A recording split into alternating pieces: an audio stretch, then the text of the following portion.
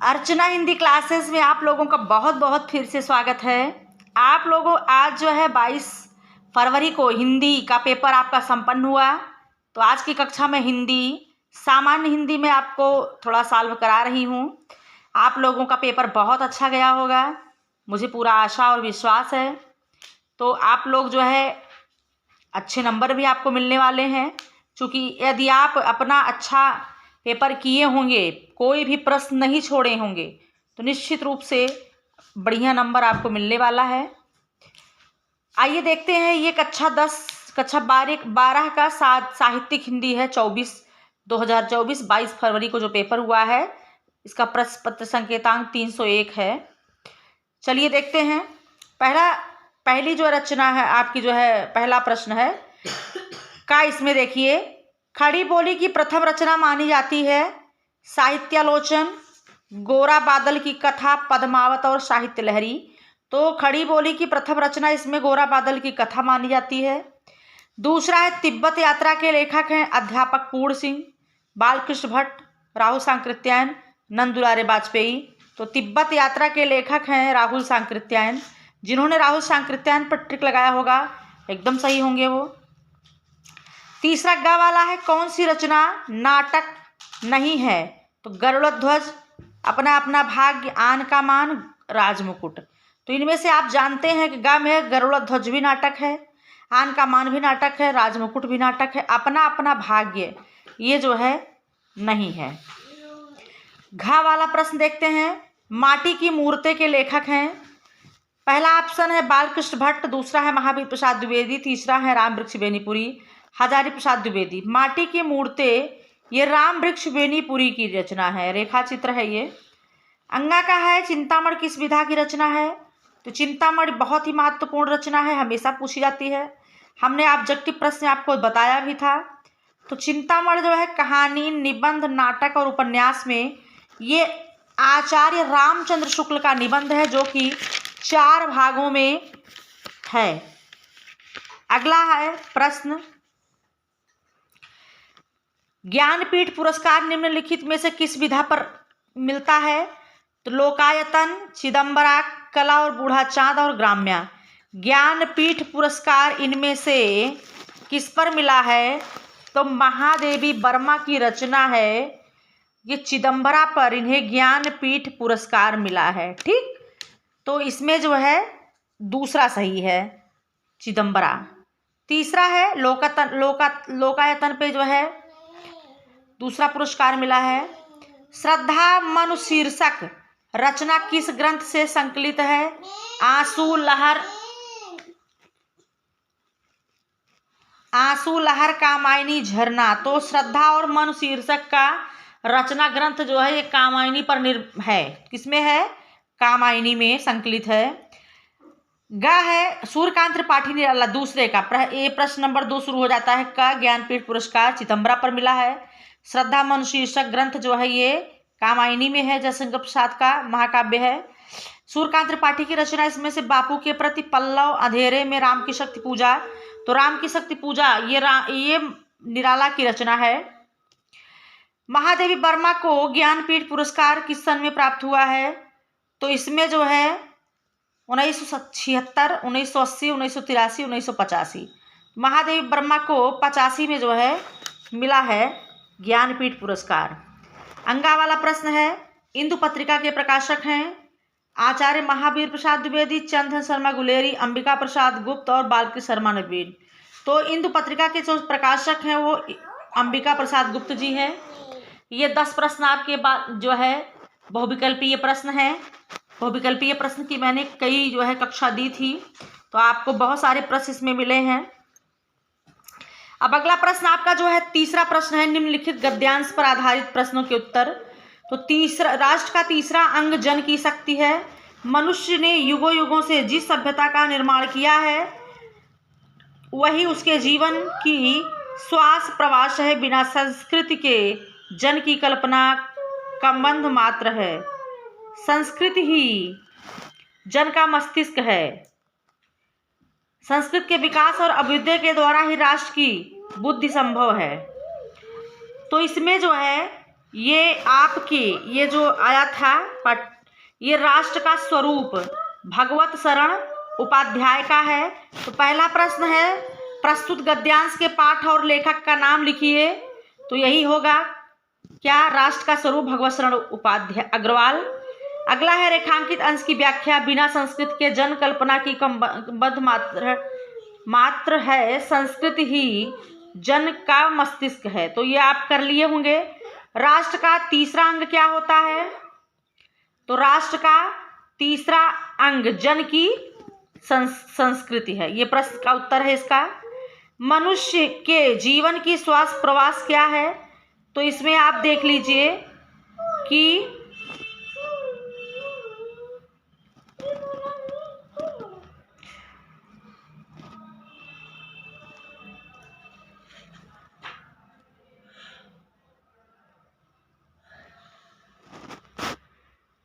क्या है, संस्कृति। मनुष्य के जीवन की श्वास प्रवास इसमें संस्कृति ही है, भारतीय संस्कृति। अगला है राष्ट्र की कैसे वृद्धि संभव है? तो राष्ट्र की वृद्धि ये जो है बिना संस्कृति के इसकी कल्पना नहीं की जा सकती है। जब संस्कृति का विकास होगा तो भारत का और राष्ट्र का भी विकास संभव होगा। तो ये देखिए अगला जो है एक आया था व्याख्या, ये इसमें 3 में से 2 प्रश्न रहे हैं। एक तो एक गद्यांश है, चाहे आप उसकी व्याख्या करिए अथवा करके देखिए, अथवा लिखा है, चाहे इस गद्यांश की व्याख्या किए होंगे, दोनों का नंबर सेम ही है। ये आपके 10 नंबर का प्रश्न है। अगला क्या है इसमें, भारतीय संस्कृति के प्रश्न निष्ठा लेकर चलने वाले कुछ राजनीतिक दल, किंतु वे भारतीय संस्कृति की समानता को, यह भी जो है राष्ट्र का स्वरूप भगवत शरण अग्रवाल की रचना है। इसमें भी 5 प्रश्न हैं, क ख ग घ अंग। पहला है प्रस्तुत गद्यांश के पाठ और लेखक के नाम वही है कि राष्ट्र का स्वरूप भगवत शरण अग्रवाल की रचना है। भारतीय संस्कृति के प्रति किसे निष्ठा है? भारतीय संस्कृति के प्रति कुछ राजनीतिक दलों को निष्ठा है, इसका उत्तर है दूसरे ख का। तीसरा है बीते युग की रूढ़ियों का समर्थन कौन करता है? तो रूढ़ियों अथवा यथास्थिति का समर्थन कौन करता है? किंतु वे भारतीय संस्कृति की समानता को, उसकी गहनशीलता कौन? राजनीतिक दल। इसका भी उत्तर वही होगा। समाज में प्रचलित किन किन कुरीतियों का उल्लेख किया गया है? तो समाज में प्रचलित छुआछूत, जाति भेद, दहेज, मृत्युभोज, नारी अवमानना आदि भारतीय इसका जो है क्या है, कुरीतियां हैं समाज की।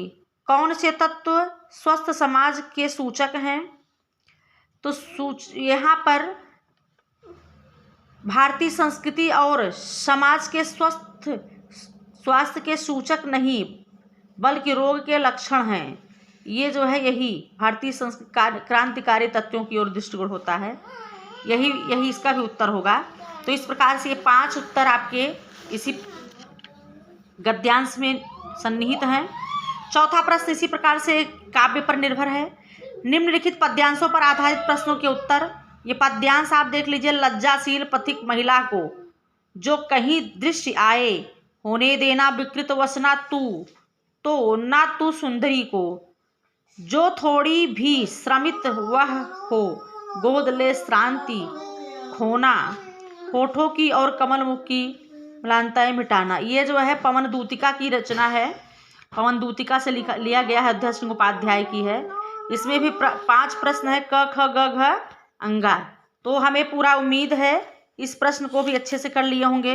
पहला प्रश्न है प्रस्तुत पद्यांश की कविता का शीर्षक और कवि के नाम का उल्लेख करना है। दूसरा है लज्जाशील महिला के लिए कवि ने क्या करने को कहा है? इन्होंने कहा है कि अगर लज्जाशील कोई महिला हो तो उसके वस्त्र को जो है तुम विकृत मत होने देना, उसको हटाना मत। विकृत वसना का भाव क्या है? उसके वस्त्र को इधर उधर खुला ना होने देना। कवि ने किसकी म्लानताओं को मिटाने की बात कही है? तो यहाँ पर कवि ने होठों की और कमल मुख की म्लानताएं मिटाने की बात कही है। रेखांकित अंशों का भाव, कोई क्लांत कृषक ललना खेत में जो दिखावे, कि कोई जो है क्लांत थका हुआ किसान का बेटा अगर खेत में दिखे तो धीरे धीरे परस उसकी क्लांतियों को मिटाना। तुम अपनी सुंदर सुगंधित ठंडी हवा से उसके शरीर से क्लांतियों को, थकावट को मिटाने का प्रयास करना।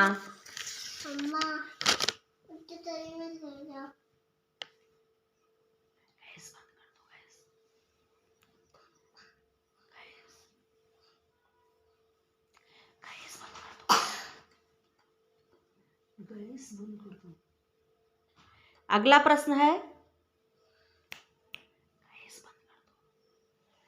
प्रश्न है, बनो संस्कृत मूल रहस्य तुम्ही से फैली वह बेल, विश्व बन सौरभ से भर जाए सुमन के, खेलो सुंदर खेल। और यह क्या तुम सुनते नहीं विधाता का मंगल वरदान, शक्तिशाली हो विजयी बनो विश्व में गूंज रहा जयगान। तुरंत आप समझ गए होंगे कि यह श्रद्धा मनु जयशंकर प्रसाद द्वारा विरचित है। ये पद्यांश वहीं से अवतरित है। कामायनी में श्रद्धा मनु, जो कि कामायनी जयशंकर प्रसाद का महाकाव्य है, उसी से श्रद्धा मनु आपके पाठ्यक्रम में है, वहीं से लिया गया है। तो इसमें भी 5 प्रश्न है, आइए सॉल्व करते हैं। प्रस्तुत पद्यांश के कविता शीर्षक और कवि के नाम का उल्लेख करना है। तो कवि ने किसी बेल फैलने की बात कही, तो पद्यांश शीर्षक वही हो गया कि पद्यांश जो है ये श्रद्धा मनु से अवतरित है। इसके लेखक जयशंकर प्रसाद है रचयिता। कवि ने किससे बेल फैलने की बात कही, तो यहाँ कवि ने बनो संस्कृत मूल रहस्य तुम्ही से फैलेगी, तुम्ही से व्यक्ति से ही फैलने की बात करी। विश्ववन सौरभ से भर जाए का भाव क्या है कि विश्व रूपी वन, यह सौरभ माने सुगंधित खुशबू से भर जाता है, इसका भाव स्पष्ट यही है। शक्तिशाली और विजयी बनो का संदेश कहाँ गूंज रहा है, शक्तिशाली हो विजयी बनो विश्व में गूंज रहा, ये श्रद्धा के ने जो है मनु के लिए कहा है। आगे है विधाता का मंगल वरदान क्या है। तो इस प्रकार से इस प्रश्नों को आप कर लिए होंगे, इसी पद्यांश में आपके सन्निहित है प्रश्न। अगला है, देखिए गद्य और पद्य का मैंने बताया था कि आपको एक एक जो है जीवन परिचय भी मिलेगा। तो पहला है, इसमें जो है 5वां का है, निम्नलिखित में से किसी एक श्लोक का जीवन परिचय देते हुए उसकी साहित्यिक विशेषताओं पर प्रकाश डालना है। 80 शब्द लिखना है। तो वासुदेव शरण अग्रवाल, प्रोफेसर जी सुंदर रेड्डी, हजारी प्रसाद द्विवेदी में से एक आपको निश्चित रूप से आ गया होगा। मैंने कक्षा में पढ़ाया है, वासुदेव को भी पढ़ाया था और हजारी प्रसाद द्विवेदी को। जो हमारे क्लास के बच्चे थे वो निश्चित रूप से इनको जो है इसमें से प्रश्न पूरा मिला है। अगला है, निम्नलिखित में से कौन में से किसी एक कवि का जीवन परिचय। तो कवि में अयोध्या सिंह उपाध्याय, हरिऔध, जयशंकर प्रसाद, महादेवी। तो महादेवी और जयशंकर प्रसाद को मैंने अपने यूट्यूब चैनल पर भी जीवन परिचय पढ़ाया था। अगर आप ध्यान से देखे होंगे, पढ़े होंगे, तो आपको बिल्कुल समस्या नहीं हुई होगी। प्रश्न नंबर 8 है, कहानी कला के आधार पर पंचलाइट कहानी, इसको भी मैंने यूट्यूब चैनल पढ़ाया था। चूँकि मैंने चैनल अपना देर में शुरू किया था, लेकिन मुझे जो पता था कि इस प्रश्न को निश्चित रूप से आना है, तो उसको मैं पढ़ाया। मैं उसमें अच्छे से दी क्लास अपना, जो पढ़े होंगे उनको फ़ायदा भी मिला है। पंचलाइट कहानी की चर्चा मैंने की थी, 80 शब्द में लिखना है। ध्रुव यात्रा की नहीं की थी, लेकिन ध्रुव यात्रा और पंचलाइट में से एक ही करना है। तो पंचलाइट जो पढ़े होंगे उनको जो है निश्चित रूप से इसका फ़ायदा मिला है। अगला है, देखिए, स्वपठित काव्य खंड के आधार पर किसी एक खंड काव्य के प्रश्न का उत्तर। रश्मिरथी खंड काव्य के कथानक की विशेषता। रश्मिरथी, इसमें जो है 6 प्रश्न खंड काव्य हैं। तो आपके ये जिला वाइज है इसमें, तो जो आपके ज़िले में होगा उस खंड काव्य को आप पढ़े होंगे तो आपको जो है इसका लाभ मिलेगा। हमारे यहाँ प्रतापगढ़ ज़िले में ये सत्य की जीत चलती थी, जो कि क्लास में हम पढ़ाए थे। सत्य की जीत खंड काव्य जो है, ठीक।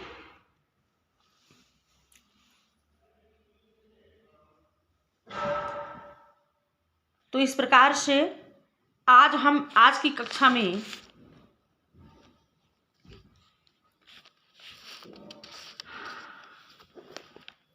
ये आपके जो है प्रश्न पत्र आपके 7 प्रश्न हो गए हैं। अब 8वां आपका ये क्या है, 8वां प्रश्न आपका संस्कृत से है, संस्कृत दिग्दर्शिका से है। और जिसमें कि भारतीय साहित्य सरसम व्याकरणम सुनिश्चितम, यह जो है इसमें क्या करना है, संदर्भ व्याख्या करना है। ये जो है संस्कृत भाषायाम महत्वम से है, तो इसमें जो है संदर्भ में संस्कृत भाषायाम महत्व देना पड़ेगा कि इसमें संस्कृत साहित्य सरसम व्याकरणम सुनिश्चितम तस्य गद्ये पद्ये च लालित्यम भावबोधम सामर्थ्यम अद्वितीयम श्रुति माधुर्यं च वर्तते। इसको आप कर लिए होंगे, अगर जो पढ़े हैं जो बच्चे इसको कर लिए होंगे, जो नहीं पढ़े हैं उनके लिए दिक्कत हो सकती है। अथवा एक तो यहाँ पूछा गया संस्कृत भाषा या महत्व से, मैंने बताया भी था कि संस्कृत भाषा महत्व ये बहुत इम्पॉर्टेंट है आपके लिए। संस्कृत भाषा का महत्व जो प्रश्न है आपके यहाँ है, पाठ्यक्रम आपके यहाँ बहुत महत्वपूर्ण है, यहाँ से प्रश्न बनता है। और अगला आपके यहाँ जो पूछा गया था अथवा करके दिया गया है, अथवा हिंदी संस्कृतांग्ल भाषासु अस्य समान अधिकार आसीत। यह जो है आपके किस भाषा किस पाठ से है,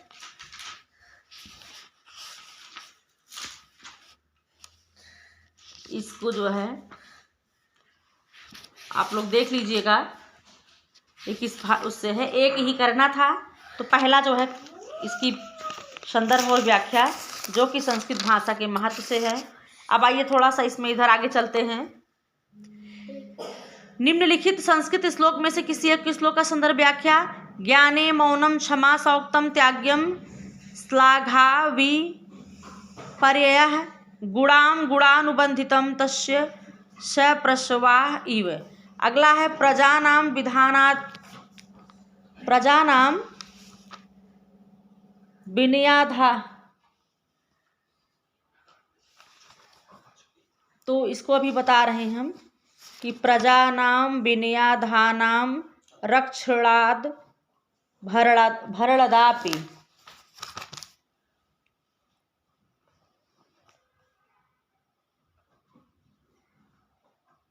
ज्ञाने मौनम, ये है नृपत दिलीप का है, पाठ से है। ज्ञाने मौनम क्षमा सक्तो त्याग्ये श्लाघा विपर्ययः गुणा गुणानुबंधित्वात् तस्य सप्रश्वा इव।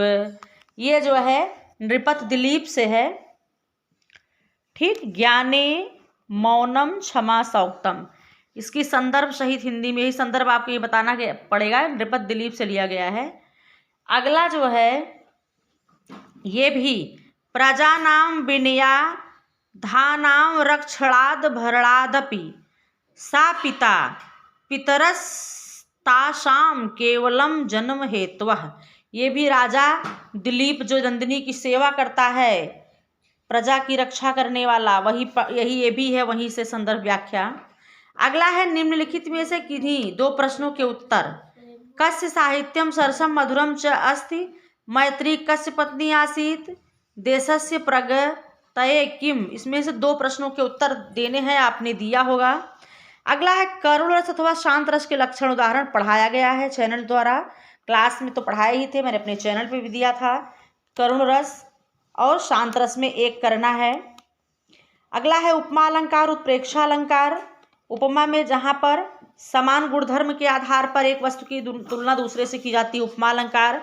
मैंने आपके एग्जाम के 2 दिन पहले मैंने जो क्लास लिया था उसमें मैंने आपको एक बार मोटे मोटे तौर पर रस छंद अलंकार पढ़ा दिया था। उत्प्रेक्षा जहाँ उपमेय में उपमान की संभावना, तो उपमा अलंकार का मैंने उदाहरण भी बताया था, पीपर पास सरिस मंडोला। उत्प्रेक्षा में मन मानो जन जानो कि शोभत ओढ़े पीठ पट मनो सलोनो गात। तो ये आपको एक करना है, चाहे उपमा करिए चाहे उत्प्रेक्षा, बहुत सरल पेपर है। करुण रस और शांत रस में, करुण रस में जहाँ पर अपने किसी प्रियजन के वियोग की बात आती, मैंने पढ़ाया था बहुत अच्छे तरीके से, और मुझे पूरा विश्वास था कि यहाँ से प्रश्न आना है, इसलिए मैंने इसकी चर्चा की थी।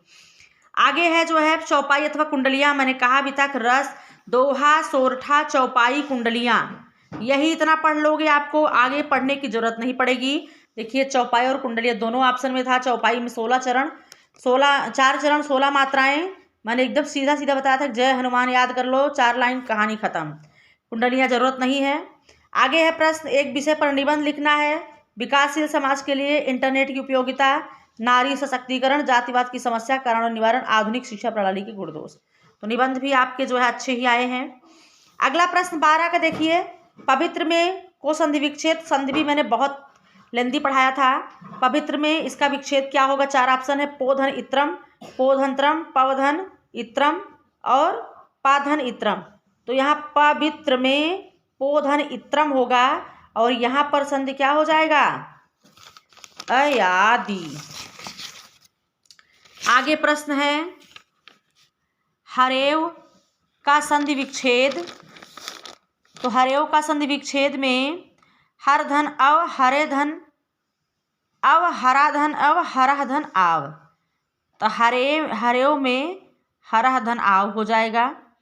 दोग्धा का संधि विच्छेद होगा दोग धन धा, दोग धन धा, दो धन दग्धा, दोग धन। तो दोग धन धा में का यहाँ पर गा हो जाता है, बा सही है। ठीक। निम्नलिखित में से किन्हीं एक पद का समास विग्रह करना है। समास का नाम भी लिखना है। प्रतिदिनम, दिनम, दिनम प्रति, अव्ययी भाव, गदा हस्त, गदा हस्त और दशानन। दशानम में जो है 10 है आनंद जिसके, इसकी चर्चा हमने उस दिन किया भी था, कई बार मैंने इसको उदाहरण में भी दिया था। 10 है आनंद जिसके अर्थात रावण, ये बहुव्रीहि समास है। जिसके गदा में हाथ में गदा हो, में ये जो है तत्पुरुष समास है, ये अव्ययी भाव समास है। लघुता में प्रत्यय है ता, लघुता में प्रत्यय है तब्यत, अनियर, तल और त्व। यहाँ पर तब्यत है। किस शब्द में मतुम प्रत्यय है? धीमान, पुरुषत्व, दीनता और पठित्वत। धीमान में मतु प्रत्यय है। ये 13 प्रश्न हो गए। अगला खा, आप देखिए, रेखांकित पदों में से किसी एक पद में विभक्ति तथा संबंधित नियम का उल्लेख करना है। भिक्षुक पदेन खंजः, पद से खंजा है, यहाँ तृतीया है। सुग्रीव रामस्य सखा आसीत्, षष्ठी विभक्ति है, संबंध कारक। मोहन गृहात आगच्छित, मोहन घर से आ गया है, यहाँ पर क्या है? पंचमी है। तो निम्नलिखित में से, पंचमी अपादान, निम्नलिखित वाक्यों में से एनांग विकारा, अंग से विकार लक्षित होते हैं, कौन सा वाक्य है? गृहम परितः वनम अस्ति, सा शीर्षा खल्टवा देवेभ्यम स्वाहा। यहाँ सा शीर्षा खल्टवा जो है, यहाँ पर एनांग विकार है। अगला प्रश्न अंतिम 14वां प्रश्न है, निम्नलिखित में से किसी एक पत्र का प्रारूप साथ में उदाहरण लिखिए। कार्यालय पत्र, व्यक्तिगत पत्र, व्यवसाय पत्र। पत्र लेखन भी आपको बता दिया गया था, इसमें से आप कर ही लिए होंगे। तो आपका पेपर, आपका साहित्यिक हिंदी का बहुत ही अच्छा पेपर रहा है और मैंने जो है पेपर को सॉल्व भी कराया है। तो आप लोगों को जो है पहले से बेस्ट ऑफ लक। आपका जो है मूल्यांकन भी शीघ्र शुरू हो जाएगा एग्ज़ाम ख़त्म होने के बाद। और आपका पेपर अगर जैसे हमने बताया इस तरह से आप कर लिए होंगे तो अच्छा नंबर ज़रूर मिलेगा आपको। धन्यवाद।